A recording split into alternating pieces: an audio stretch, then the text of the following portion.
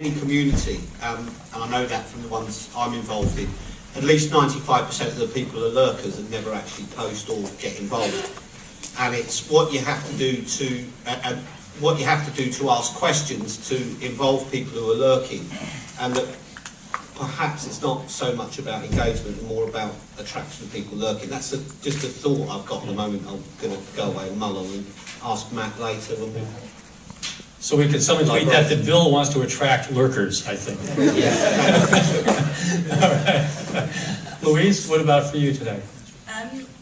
Well, I was going to try and think about what I got from today, and it obviously isn't just one thing. There's been a superb conference at the mic is, but absolutely superb, and loads of really good advice and examples. And I guess the key things are, I think, about having a strategy before you start, making sure you engage, so not just lurking, and trying, however hard that may be, to track your return on investment for whatever you are doing.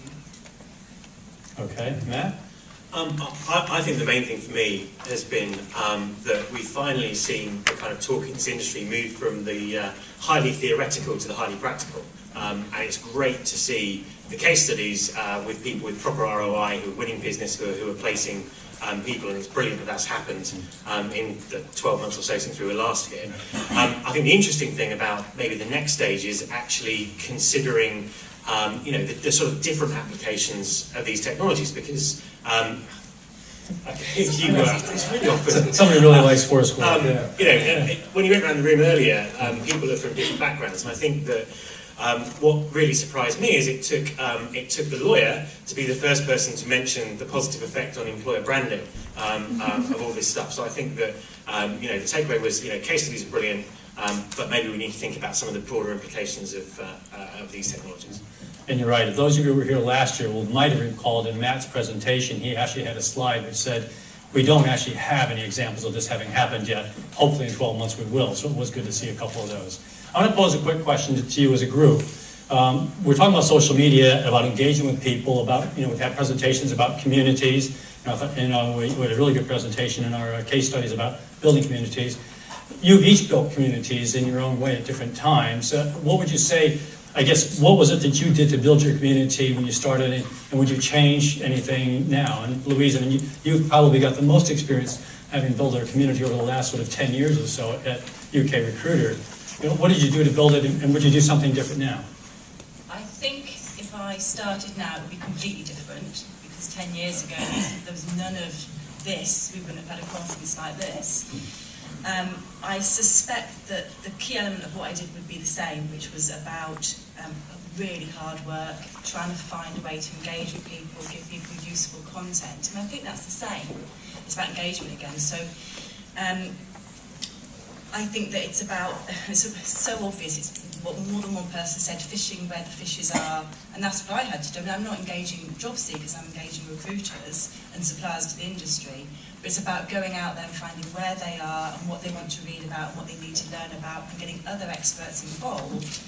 And it took me 10 years. I think if I started now, it wouldn't have taken me 10 years. I'd have managed it in 2, because the technology is so much more readily available, which is why Simon's done such a great job. I mean, it's been massively hard work, I know, for Simon, who was mentioned earlier, but I think he'd agree that the technology has certainly helped him a lot to make it so successful. Matt, you've built communities for yourself, but also for clients over time. What would you have done, say, 4 or 5 years ago to build those communities compared to how you do it today, and you recommend doing it today? I think the main thing that's changed is the technology. To build a internal community for a big client 4 years ago, did cost several £100,000 and take huge amounts of effort. And there's off-the-shelf software that can do that straight away now. So I think that the emphasis has changed from the technology to what the community is for and how you engage with it. And I also think that it's not always about building communities. It's sometimes about finding communities, because communities already exist. And why would you necessarily build something that already exists? So I think that finding the right communities and engaging with those communities in the right way is also important. Okay. And at Bill Borman, 12 months ago, when you stood up here and started talking a bit about Twitter and a bit about a few other things, we wouldn't have called you at Bill Borman then, but that's what we do today. You've been one of the best examples recently of building communities from scratch to now sort of a dozen conferences around the world as part of your community. What drove you to use the current tools, and how would you recommend people? It was an accident, actually. I'd love to say I had a great plan and a strategy of what we were going to do. I think the most important thing is just to do it and see how it evolves. And I think you've had some great input from some fantastic experts today. I suggest you ignore them all and do what you want to do, and somewhere in there you'll find the right path.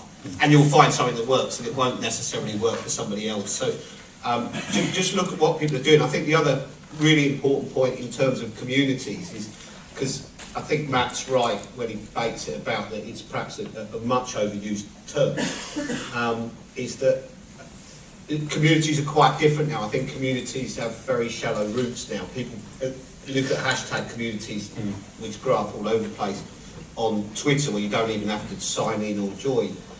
People pop in and out and come and go. I don't think you necessarily have the communities that, say, Louise has built, which has been built over 9 or 10 years and has loyal membership over that time. So I think the importance of having fresh content and not trying to control it, just let it be, let it control itself and say what they want to say is what you have to do. I mean, things like the True London hashtag, we had an event in February.